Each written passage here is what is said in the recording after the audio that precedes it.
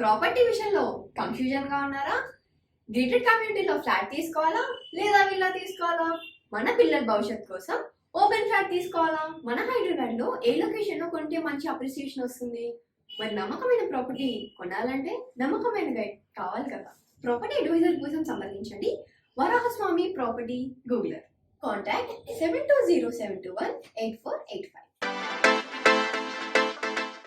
జై శ్రీమన్నారాయణ. జ్ఞానానందమయం దేవం నిర్మలా స్ఫటికాగతం ఆధారం సర్వవిద్యానాం హయగ్రీవ ఉపాస్మై. ఆగస్టు నెల బుధుడు శుక్రుడు 12 రాశుల వారికి ఏ విధంగా ప్రభావాన్ని చూపుతాడు అనేది మనం ఈ వీడియోలో తెలుసుకుందాం. నిత్య జీవితంపై గ్రహాల ప్రభావం గోచార ఫలితాల వలన మనకు బాగా అర్థమవుతుంది. జన్మచక్రం నుండి దానిని గ్రహించవచ్చు. అది మన పూర్వ జన్మ కర్మను ప్రతిబింబజేస్తుంది. బుధుడు అనుకూల గోచారం వల్ల, అంటే గోచారంలో అనుకూలంగా ఉంటే వ్యక్తిలో చురుకుదనం అనేది పెరుగుతుంది. తెలివిగా మాట్లాడమే కాదు, తెలివిగా కార్యాలను కూడా నెరవేర్చగలుగుతాడు. అన్నీ శుభసూచకంగానే ఉంటాయి. బుధుడు అనుకూలంగా లేకపోతే నరాల బలహీనత ఏర్పరిచి సమస్యల బారిన పడవేస్తాడు. అనుకూల బుధుడు మనను తారాస్థాయికి తీసుకుని వెళ్ళగలడు, అన్నిటా విజయాలను చేకూర్చగలడు. శుక్రుడు యొక్క అనుకూల ప్రభావం ఎక్కువగా ఉంటుంది. అతని చలనం వలన మనుషుల అనుభూతులు, ఆలోచనలు బయటపడతాయి. ఒకవేళ యువకులైతే ప్రేమ వ్యవహారాల జోరుతూ ఉంటారు. యువకులు కాకపోతే విహారయాత్రలకు వెళ్ళి వాటి గురించి డబ్బును ఖర్చు పెడతారు. గోచారిత్యా ప్రతికూలమైన శుక్రుడు కుజ శని రాహుల వల్ల తక్కువ స్థాయిలో ఫలితాలను ఇస్తాడు. అప్పుడు వ్యక్తులు నిరాశ, నిస్పృహలతో, కుంభకోణాలతోనూ సతమతం అవుతూ ఉంటారు. ద్వాదశ రాశుల వారికి ఆగస్టు నెలలో బుధుడు శుక్రుడు ఇచ్చే ఫలితాలను మనం తెలుసుకున్నాం. నిత్య జీవితంలో గ్రహాల ప్రభావం గోచార ఫలితాల వలన మనకు బాగా అర్థమవుతుంది. జన్మచక్రం నుంచి దానిని మనం గ్రహించవచ్చు. అది మన పూర్వ జన్మ కర్మను తెలుపుతుంది. గోచారంలో బుధుడు అనుకూలంగా ఉంటే వ్యక్తి యొక్క చురుకుదనం అనేది పెరుగుతుంది. తెలివిగా మాట్లాడమే కాకుండా తెలివిగా పనులను కూడా నెరవేర్చగలుగుతాడు. అన్నీ శుభసూచకంగా ఉంటాయి. బుధుడు అనుకూలంగా లేకపోతే నరాల బలహీనత ఏర్పడి సమస్యల బారిన పడతాడు. బుధుడు అనుకూలంగా ఉంటే మనను ఒక తారాస్థాయికి తీసుకెళ్తాడు, ఒక రేంజ్కి తీసుకెళ్తాడు. అన్నిటా విజయాలను చేకూరుస్తాడు. ఆ విధంగానే శుక్రుడు యొక్క ప్రభావం వ్యక్తి మీద చాలా ఎక్కువగా ఉంటుంది. అతని చలనం వల్ల మనుషులలో అనుభూతులు, ఆలోచనలు అనేవి బయటపడతాయి. ఒకవేళ యువకులైతే ప్రేమ వ్యవహారాల జోరుతూ ఉంటారు. యువకులు కాకపోతే విహారయాత్రలకు వెళ్ళి అక్కడ డబ్బులు ఖర్చు పెడుతుంటారు. గోచారిత్యా శుక్రుడు అనుకూలంగా లేకపోతే కుజ శని రాహుల వలన తక్కువ స్థాయిలో ఫలితాన్ని ఇస్తాడు. అప్పుడు వ్యక్తులు నిరాశ, నిస్పృహలతో ఉంటారు. కుంభకోణాలతోనూ సతమతమవుతూ ఉంటారు. ఇంకా మనము ద్వాదశ రాశుల వారి ఫలితాల గురించి వస్తే, కర్కాటక రాశి వారికి బుధుడు ఆగస్టు 1 నుంచి 22 వరకు సింహరాశిలోను, ఆగస్టు 23 నుంచి 31 వరకు కర్కాటక రాశిలో, అంటే వక్రి అంటే వెనక్కి వెళ్తున్నాడు లోను ఈ బుధుడు సంచరిస్తూ ఉన్నాడు. ఆ విధంగానే శుక్రుడు ఆగస్టు 1 నుంచి 24 వరకు సింహరాశిలోను, మరియు ఆగస్టు 25 నుంచి సెప్టెంబర్ 19 వరకు కన్యా రాశిలోను సంచరిస్తూ ఉన్నాడు. కాబట్టి వీరికి ఇచ్చే ఫలితాలు ఏ విధంగా ఉన్నాయంటే, రెండవ స్థానంలో శుభ ఫలితాన్ని ఇస్తాడు. సుఖము, ఆరోగ్యము, సజ్జన సహకారం, ధనలాభం, కార్యానుకూలత, సజ్జన గోష్ఠి, విలువైన రత్న ప్రాప్తి కలుగుతాయి. చివరి 10 రోజులు మాత్రం అకాల భోజనము, బంధువైరం, దుష్ట సహవాసము,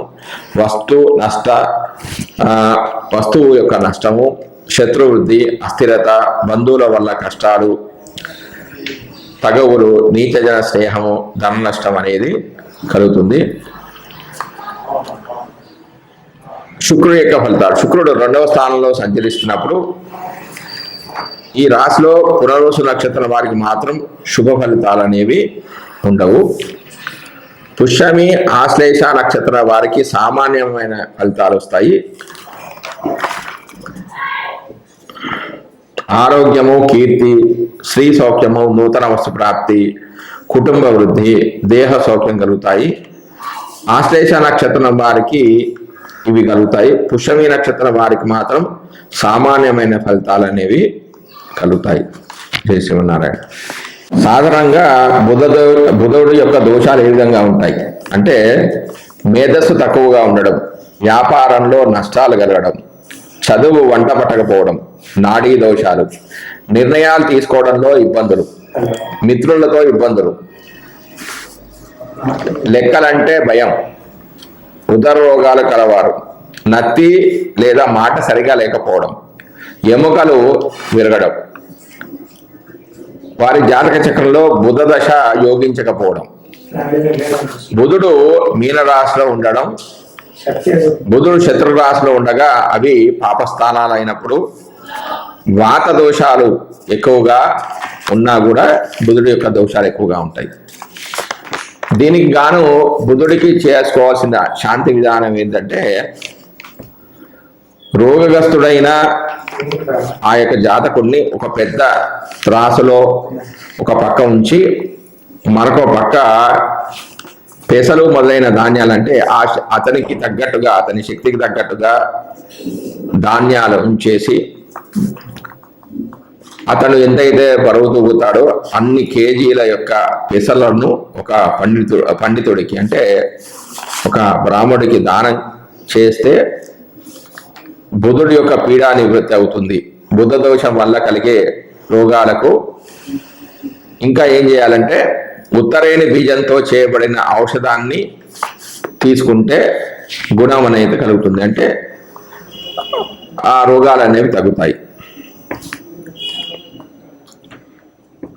ఇంకా దీనికి సంబంధించిన శాంతి విధానంలో ఏం చెప్పారంటే, కేంద్ర ఉభయ రాశుల్లో ఉన్నప్పుడు విష్ణు పూజ, కేంద్రాల్లో ఉంటే వాళ్ళ జాతకంలో 1, 4, 7, 10 స్థానాల్లో ఉన్న, ఉభయ రాశుల్లో ఉన్న అంటే బుధుడు మిథునము, కన్య, ధనస్సు, మీనరాశిలో ఉన్నప్పుడు విష్ణువుని పూజించుకోవాలి. స్థిర రాశిలో మొదటి 2 దెక్కాన్నాల్లో ఉంటే, స్థిర రాశులు అంటే వృషభము, కర్కాటకము, కన్య, వృశ్చికము, కుంభము, ఈ విధంగా ఈ రాశులలో ఉంటే కృష్ణుడికి పూజ చేసుకోవాలి. స్థిర రాశిలోని 3వ దేకానంలో ఉంటే 20 నుంచి 30 డిగ్రీల మధ్యలో స్థిర రాశులు అంటే వృషభము,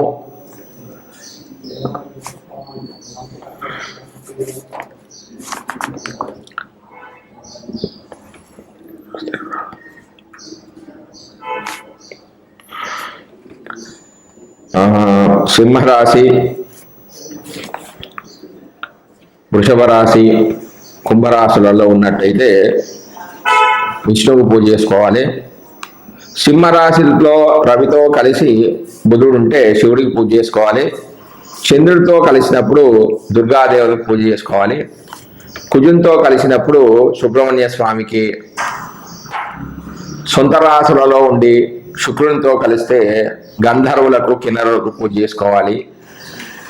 గురు రాశిలో ఉంటే చాముండి దేవతకు, సింహరాశిలో ఉంటే నాగకన్యకు చేసుకోవడము, బుధ పురాణ ప్రార్థన చేసుకోవడము, సరస్వతి సూక్తము, విష్ణు సహస్రనామాలు చేసుకోవడం చాలా మంచిది. ఆ విధంగానే వ్యక్తిగతంగా అయితే ఓం బుధాయ నమః, ఓం భూం బుధాయ నమః, ఓం విష్ణవే నమః, ఓం మహాపురుషాయ నమః అని కానీ, బుధుడి యొక్క గాయత్రి మంత్రం ఏది, ఓం గజధ్వజాయ విద్మహే శుక్రహస్తాయ ధీమహి తన్నో బుధ ప్రచోదయాత్ అని కానీ, ఓం సోమతాత్మజాయ విద్మహే సింహరూఢాయ ధీమహి తన్నో సౌమ్య ధీమహి అనే మంత్రాన్ని కానీ, ఓం ఆత్రేయాయ విద్మహే ఇందుపుత్రాయ ధీమహి తన్నో బుధ ప్రచోదయాత్ అనే మంత్రాన్ని కానీ,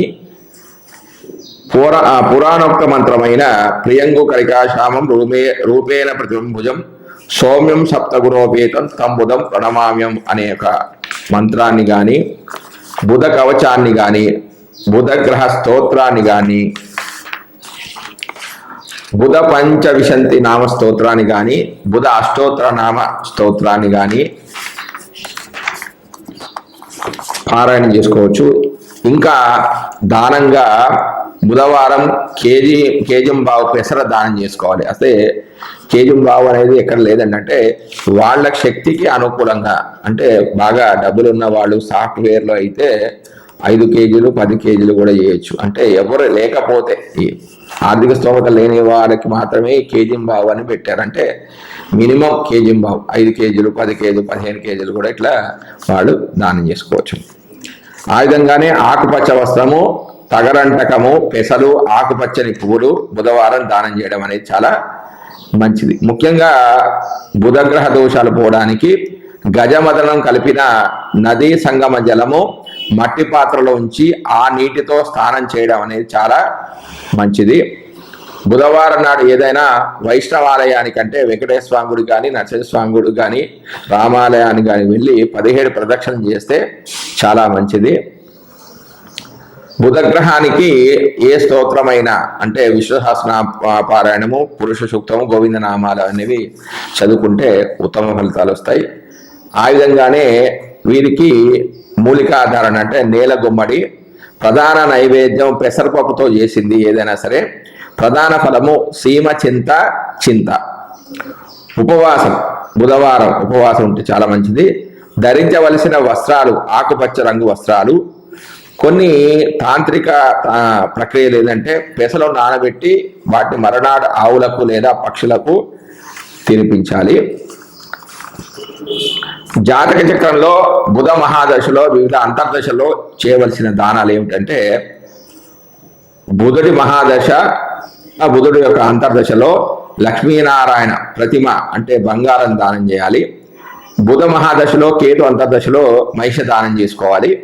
బుధ మహాదశ శుక్ర అంతర్దశలో తెల్లని ఆవును, బుధ మహాదశ రవి అంతర్దశలలో సూర్య ప్రతిమ, బుధుడి యొక్క మహాదశ రవి యొక్క అంతర్దశలలో సూర్య ప్రతిమ దానం చేసుకోవాలి. బుధుడి యొక్క మహాదశలో చంద్రుడి యొక్క అంతర్దశలలో వెండి దానం చేస్తే చాలా మంచిది. బుధుడి యొక్క మహాదశ కుజుడి యొక్క అంతర్దశలలో ఎద్దును దానం చేయాలి. బుధుడి యొక్క మహాదశ రాహు యొక్క అంతర్దశలలో మేకను దానం చేయాలి. బుధుడి యొక్క మహాదశ గురువు యొక్క అంతర్దశలలో బంగారు ప్రతిమను దానం చేయడం మంచిది.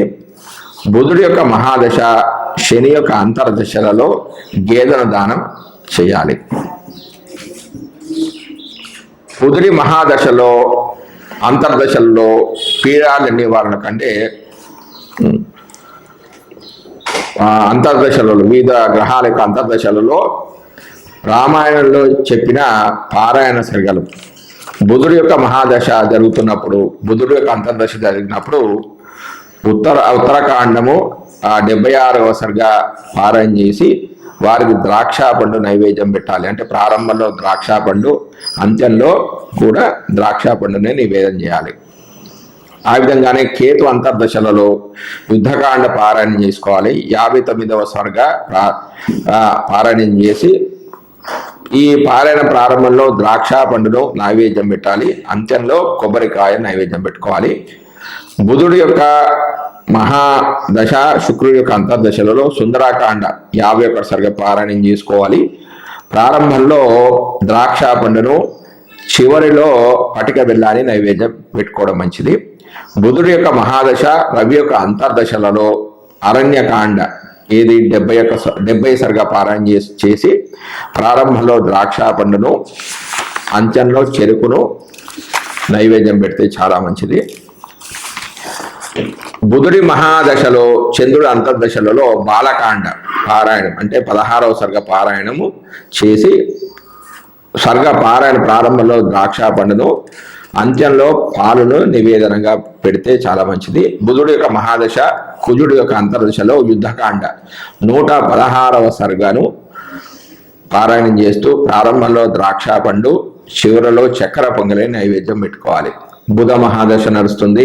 రాహు అంతర్దశ జరుగుతున్న సమయంలో సుందరాకాండ 53వ సర్గను పారాయణం చేసి ప్రారంభంలో ద్రాక్ష పండు, అంత్యంలో తేనెను నైవేద్యం పెట్టాలి.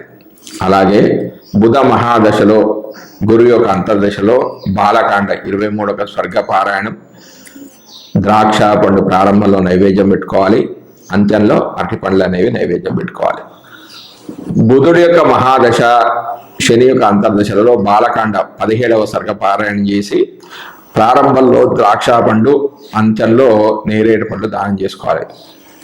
బుధ మహాదశ మొత్తానికి సుందరాకాండ 35వ సర్గ పారాయణం చేసి పొంగలి నివేదన చేయడం అనేది చాలా మంచిది.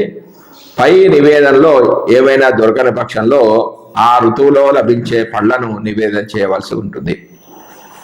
ఈ పరిహారాలు చేసుకోవడానికి విశేషమైన దినాలు ఏమిటంటే చవితి బుధవారం ఆశ్లేష నక్షత్రము, చతుర్దశి బుధవారం జ్యేష్ఠ నక్షత్రము, ఏకాదశి మంగళవారం రేవతి, చతుర్దశి ఆదివారం ఆశ్లేష, పౌర్ణమి బుధవారం ఉత్తరాభాద్ర, అమావాస్య బుధవారం శ్రవణ నక్షత్రాలు. శుక్రుడి యొక్క దోషాలు నివారణలు.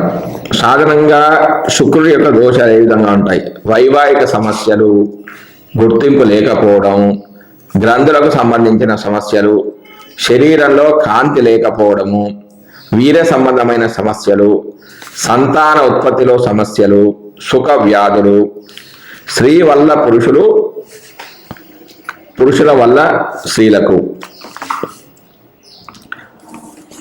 కుటుంబ సౌఖ్యం లేకపోవడం, సౌందర్యం కోసం ప్రయత్నం చేయడం, తీవ్రమైన జ్వరాలు, వివాహ ప్రయత్నాలు అనేవి సఫలం కాకపోవడం, చంద్ర మహాదశ యోగించకపోవడం, శుక్రుడు గురుని రాశుల్లో ఉండడం. దీనికి శుక్రశాంతి విధానం ఏం చెప్తుందంటే, ఉత్తమ వర్ణానికి చెందిన ఇంటిలోని కన్య ప్రథమ పుష్పవతి అయినప్పుడు ఆమెకు వస్త్ర అలంకరాది భోజనాది ఉత్సవాలను ధన సహాయం చేయడం, ఆవులకు పచ్చి కసుపుచ్చుట అంటే గడ్డి వేయడం, గీత వాయిద్యాలతో హరినామ భజన చేయడం, బ్రాహ్మణ భోజనము మొదలైన కార్యక్రమాల వల్ల శుక్రప్రీతి కలిగి సర్వ దుఃఖ నాశమవుతుంది. ఇలా చేస్తే శుక్రపీడ నివృత్తి అగునని మయుని చేత సాక్షాత్తు చెప్పబడింది. శుక్రదోష నివారణార్థము ఆరాధించవలసిన దేవతలు: అన్నపూర్ణ, లక్ష్మి, యక్ష్మి, శివభూతులు, యక్షరాక్షసులు,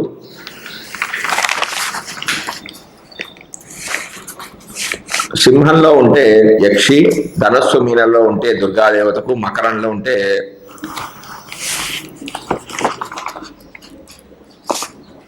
వెంకటేశ్వర స్వామికి, కుంభంలో ఉంటే విష్ణుమూర్తికి పూజ చేసుకోవాలి. మరికొన్ని వివరాలు వ్యక్తిగతంగా చేసుకోవాల్సిన మంత్రాలు ఏమిటంటే: ఓం శుం శుక్రాయ నమః, ఓం హ్రీం శ్రీం శుక్రాయ నమః, ఓం శుం శుక్రాయ నమః, ఓం ద్రాం ద్రీం ద్రౌం స శుక్రాయ నమః అనే మంత్రాలు. మరియు శుక్రుడి యొక్క గాయత్రి మంత్రాలు ఏమిటంటే: ఓం అశ్వధ్వజాయ విద్మహే ధనుర్హస్తాయ ధీమహి తన్నో శుక్ర ప్రచోదయాత్ అనే మంత్రాన్ని కానీ, ఓం భృగుసుతాయ విద్మహే శిష్యవత్సలాయ ధీమహి తన్నో శుక్ర ప్రచోదయాత్ అనే మంత్రాన్ని కానీ, భార్గవాయ విద్మహే అసురాచార్యాయ ధీమహి తన్నో శుక్ర ప్రచోదయాత్ అనే మంత్రాన్ని కానీ, పురాణోక్తమైన మంత్రం ఏదంటే హిమకుంద వనాలాభం దైత్యానాం పరమం గురుం సర్వశాస్త్ర ప్రవక్తారం భార్గవం ప్రణమామ్యం అనే ఒక మంత్రాన్ని కానీ, శుక్ర కవచాన్ని కానీ, శుక్ర స్తోత్రాన్ని కానీ, శుక్ర స్థవరాజం అనే ఒక మంత్రాన్ని కానీ చేసుకుంటే మంచిది. మరియు దీనికి దానంగా శుక్రవారం కేజంబావు బొబ్బర్లు దానం చేసుకోవాలంటే మినిమం కేజంబావు అండి. వారి ఆర్థిక స్తోమతను బట్టి 5 కేజీలు కానీ 10 కేజీలు కానీ 15 కేజీలు కానీ దానం చేస్తే తప్పేం లేదు. బొబ్బర్లు, శ్వేత వస్త్రము, మెరుపు గల వస్త్రాలు అంటే పట్టు వస్త్రాలు శుక్రవారం దానం చేయడం. దీనికి గ్రహస్థానం గోరోచరం గజవదనం శతపుష్పం నీటితో కూడిన రజత పాత్రలో వేసి ఆ నీటితో స్నానం చేయాలి. ఆలయ ప్రదక్షిణ శుక్రవారం నాడు ఏదైనా దేవీ మందిరానికి వెళ్ళి 20 ప్రదక్షిణలు చేయాలి. చదువుకోగలిసిన ఇతర స్తోత్రాలు శుక్రగ్రహానికి సంబంధించిన స్తోత్రాలు, అష్టోత్తరాలు, కవచాలు, కనకధారాస్తవము, లక్ష్మీ సహస్రనామము, లక్ష్మీదేవికి సంబంధించిన ఏ స్తోత్రానైనా పారాయణం చేసుకోవచ్చు. మూలికాధారణం వెంపలి అనే మూలికను ధరించాలంట. ప్రధాన నైవేద్యము పొంగలి, పాయసము. ప్రధాన ఫలం ఏంటంటే అరటిపండు నైవేద్యం పెట్టుకోవాలి. ఉపవాసం అంటే శుక్రవారం నాడు ఉపవాసం ఉంటే చాలా మంచిది. ధరించవలసిన వస్త్రాలు గట్టి తెల్లని వస్త్రాలు అంటే మెరిసేవి పట్టు వస్త్రాలు కూడా ధరించవచ్చు. కొన్ని తాంత్రిక ప్రక్రియలు ఏంటంటే మంచి ఆహారము ఆవుకు తినిపించాలి.